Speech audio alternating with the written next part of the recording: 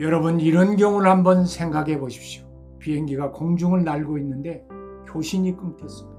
치명적인 일입니다. 우리가 상식적으로 알고 있는 대로 항공기 사고의 상당 부분이 교신이 잘못된 경우입니다.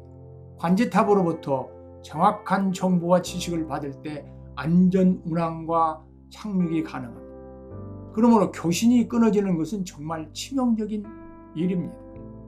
방향을 가름할 수 없는 망망한 하늘에서 얼마나 당황스럽고 얼마나 위험할지 쉽게 짐작할 수 있습니다. 어쩌면 우리 인생이 꼭 이와 같지 않나 생각됩니다. 인생의 대표적인 특징 중 하나가 불확실성 혹은 불가예측성입니다. 내 인생이라고 큰 소리치지만 언제 어떻게 될지 모르고 어디로 나아가야 할지 갈팡질팡할 때가 허다합니다. 중요한 순간일수록 그렇습니다. 어떻게 결정하고 어떻게 행동해야 될지 막막할 때가 많습니다. 예를 들어 사업을 하려고 하는데 지금 해야 되나 나중에 해야 되나, 어떤 업종을 택해야 되나, 누구의 자문을 받아야 하나. 이럴 때 전지전능하신 하나님이 내 인생길을 분명하게 가르쳐 주시고 인도해 주신다면 얼마나 평안히 살아갈 수 있겠습니까? 그런데 안타깝게도 인간은 비유하건대 하나님으로부터 교신이 끊어진 존재입니다. 본래 하나님께서 인간을 창조하실 때는 소통과 공감을 통해 교제하도록 만든 존재였습니다. 그런데 죄로 인해 단절된 것입니다. 이사야서 59장 2절에 오직 너희 죄악이 너희와 너희 하나님 사이를 갈라놓았고 라고 기록했습니다. 하나님은 끊임없이 말씀하시지만 인간이 듣지 못합니다. 영적인 귀머거리가 되었고 교신이 끊어진 것입니다. 이것이 인간의 비극입니다. 결국 공중에서 교신이 끊긴 비행기처럼 허둥대다 추락할 수밖에 없는 존재가 된 것입니다. 하지만 우리에게는 소망이 있습니다. 예수 그리스도를 믿음으로 하나님의 자녀가 되면, 하나님의 백성이 되면 하나님과의 교제가 회복됩니다. 하나님과의 교신이 가능해집니다. 하나님의 말씀을 들으며 그분의 인도를 받을 수 있습니다. 예수 믿고 얻는 축복이 바로 이것입니다. 장차 우리 영혼이 천국에 들어가는 것도 큰 축복이지만 이 세상 살 동안 하나님의 인도를 받음으로 승리의 삶을 살아갈 수 있습니다. 사람들 사이에 문화가 다르고 언어가 다르면 의사소통이 힘듭니다. 하나님과의 의사소통도 마찬가지입니다. 하나님이 사용하시는 언어와 우리가 쓰는 언어가 다릅니다. 하나님과의 의사소통이 제대로 되려면 많은 훈련과 노력이 필요할 뿐 아니라 많은 시간이 필요합니다. 하루아침에 이루어지지 않습니다. 부단한 영적 훈련이 필요합니다. 미국에 산다고 영어가 저절로 되는 것이 아니듯 교회 다닌다고 하나님과 저절로 소통이 되는 것이 아니라 시간을 들여 훈련을 받아야 합니다. 사무엘은 하나님의 음성을 듣고 이스라엘 백성에게 전한 사람입니다. 말하자면 영적인 통역사입니다. 그런데 이 사무엘이 처음에는 전혀 하나님의 음성을 듣지 못했는데 엘리 제사장의 지도를 받고 하나님의 도우심 속에 자기 스스로 부단한 노력을 기울였습니다. 그래서 하나님의 음성을 잘 들을 수 있게 된 것입니다. 오늘 본문은 사무엘이 점점 하나님의 음성을 듣게 되는 과정을 보여줍니다. 우리는 본문을 통해서 하나님의 음성을 듣기 위해 우리가 무엇을 해야 하는지를 살펴보길 원합니다. 첫째, 하나님의 음성을 듣고자 하는 열망이 있어야 합니다. 본문 1절을 보면 사무엘의 어린 시절 당시의 영적 분위기를 짐작할 수 있습니다. 아이 사무엘이 엘리 앞에서 여호와를 섬길 때는 여호와의 말씀이 희귀하여 이상이 흔히 보이지 않았더라. 한마디로 하나님과 영적으로 교통하는 사람, 즉 하나님의 음성을 듣는 사람이 거의 없었다는 것입니다. 이사야서 55장 3절을 보면 너희는 귀를 기울이고 내게 나와 들으라. 그리하면 너희 영혼이 살리라고 기록되어 있습니다. 사람들이 하나님의 음성을 들으려 하지 않아서 하나님께서 하나님의 음성을 들으라고 안타깝게 말씀하고 계십니다. 하나님의 음성을 듣지 않아서 그 영혼이 죽어가고 있기에 하나님께서 하나님의 음성을 들어야만 그 영혼이 살 수 있다고 말씀하신 것입니다. 사무엘 시대나 이사야 시대뿐 아니라 오늘 우리 시대가 그렇습니다. 여호와의 말씀이 희귀하여 이상이 전혀 보이지 않습니다. 하나님의 음성에 귀를 기울이지 않아서 그 영혼이 메말라 죽어가고 있습니다. 자신이 그리스도인이라 생각하는 사람들은 참 많습니다. 교회에 출석하는 사람도 많습니다. 그러나 정작 하나님의 음성을 들으며 신앙생활하는 사람들은 많지 않습니다. 왜 현대 그리스도인들은 하나님의 음성을 듣지 못할까요? 귀를 기울이지 않기 때문입니다. 한마디로 하나님의 음성을 듣고자 하는 간절한 열망이 없기 때문입니다.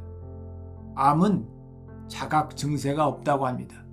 위암은 초기엔 특별한 증상이 없으며 약간의 불편함을 느껴도 다른 일반적 위장 질환과 구분하기가 어려워서 암이 어느 정도 진행된 뒤에야 진단되는 경우가 많다고 합니다. 속쓰림, 체중 감소, 복통, 구토, 식욕 감퇴 등의 증상이 생길 때 병원을 찾아야 합니다. 우리 영혼도 자각 증세가 없습니다. 영혼이 병들고 있는데 우리들은 영혼의 문제에 대해 무관심합니다. 우리 영혼의 문제를 체크해야 합니다.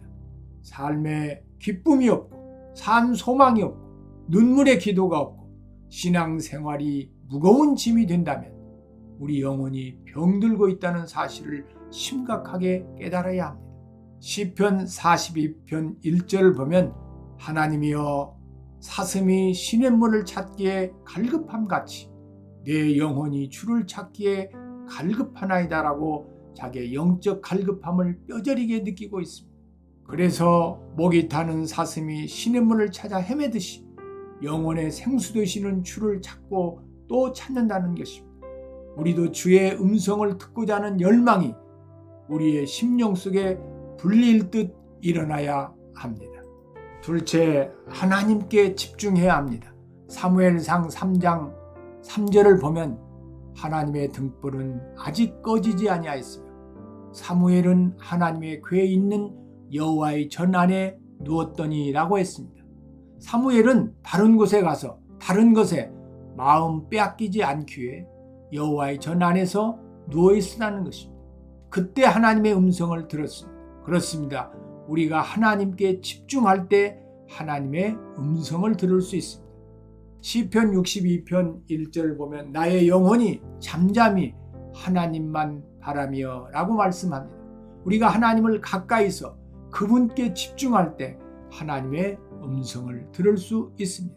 미국의 미래학자 엘빈 토플러는 제3의 기술혁명으로 정보 교류가 중심이 되는 시대가 될 것을 예언한 대로 오늘 우리 시대는 정보화 시대가 되었습니다. 미국의 사회학자 다니엘 벨은 지식이 중심이 되는 지식 기반 사회가 도래할 것을 예언한 대로 오늘 우리 시대는 지식 기반 사회가 되었습니다. 이런 정보화 시대라든지 지식 기반 사회라는 표현은 한마디로 정보와 지식이 홍수처럼 넘쳐나는 시대라는 뜻입니다. 새로운 정보와 새로운 지식이 눈코 뜰 새 없이 쏟아져 새로운 정보와 지식에 조금만 관심을 멀리하면 순식간에 뒤처지고 밀려나는 시대라는 말입니다. 그래서 사람들은 쏟아지는 새로운 정보와 신지식에 신경을 곤두세우고 있습니다. 인터넷에 관심을 기울이고 있고 매스미디어에 정신을 집중시키고 있습니다. 머릿속은 온통 세상 정보와 지식으로 뒤죽박죽이고 귓속에는 세상 소리들로 와글거리고 있는 속에서 저 하늘의 소리가 들릴리 만무합니다. 우리가 하나님의 음성을 듣기 원하면 조용히 하나님께 집중해야 합니다. 세상 정보, 세상 지식을 뒤로 하고 차분하고 조용하게 하나님 앞에 서야 합니다. 저 하늘을 향해 귀를 열어야 합니다. 우리 심령 깊은 곳을 향해 귀를 열어야 합니다. 마치 한밤중에 천문학자들이 저 우주를 향해 천체 만원경의 문을 열듯이 말입니다. 대체 성경을 입체적으로 봉독하며 귀를 기울여야 합니다. 본문 9절을 보면 엘리 제사장이 사무엘에게 하나님의 음성을 듣는 방법을 가르치는 말씀이 기록되어 있습니다. 가서 누웠다가 그가 너를 부르시거든 내가 말하기를 여호와여 말씀하옵소서 주의 종이 듣겠나이다 하라. 사무엘의 가르침을 받은 대로 순종함으로써 주의 음성을 듣게 되었습니다. 독서 100편 의장이란 말처럼 세상의 모든 책들은 100번 정도 읽으면 뜻을 알 수 있습니다. 그러나 성경은 많이 읽는다고 깨달을 수 있는 것이 아니고 성경을 읽을 때 입체적으로 봉독해야 합니다. 입체적이란 어떤 사건이나 인물을 주관적 관점이 아닌 그 사건이 일어난 시대나 문화나 상황적 배경과 한 인물의 성장 과정이나 영적 관계나 하나님의 주권적 섭리 등 다양한 관점에서 이해하고 포착하는 방법을 말하는 것입니다. 봉독은 성경은 하나님의 말씀이기 때문에 하나님을 대하듯 공경하는 마음과 하나님의 뜻과 섭리를 헤아려 순종하려는 마음으로 성경을 읽는 태도를 말하는 것입니다. 과거의 모든 사람에게 하신 하나님의 말씀, 로고스를 입체적으로 봉독할 때 오늘 나에게 말씀하시는 레마로 역사됩니다. 헬라어 로고스와 레마를 번역가들은 동일하게 말씀으로 번역하고 있습니다. 그러나 로고스와 레마는 엄청난 차이가 있습니다. 로고스와 레마를 알기 쉽게 말로 비유하면 세상에 있는 모든 물을 로고스라 할 때 마셔서 나의 것이 된 물을 레마라 할 수 있습니다. 그러니 모든 사람에게 중요한 물로서의 로고스가 나에게 필요한 생명수 레마가 되도록 성경을 입체적으로 봉독해야 하나님의 역사가 보이고 하나님의 음성이 들립니다. 상식적으로 교양으로 내가 읽고 싶은 부분만 세상 책 읽듯 해서는 깨달을 수 없고 예수님도 볼 수 없고 성령의 음성도 들을 수 없습니다. 구약 시대에는 하나님에게 직접 말씀을 들었고 예수님의 시대에는 예수님에게 직접 말씀을 들었지만 성령님의 시대인 지금은 성령님께서 성경을 통해 진리 가운데로 인도하시고 하나님의 사랑을 믿게 하시고 하나님의 약속을 생각나게 하시고 하나님의 계획과 뜻을 가르쳐 주십니다. 하나님은 성경 66권의 하나님이십니다. 꿈도 환상도 기적도 성경 안에서 성령의 역사로 이루어지는 것입니다.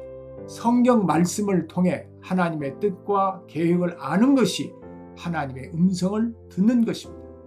물론 성령님의 역사로 성경 말씀을 우리에게 우리 상황에 맞게 우리 시대에 맞게 우리 문화에 맞게 재해석할 수 있도록 가르쳐 주십니다.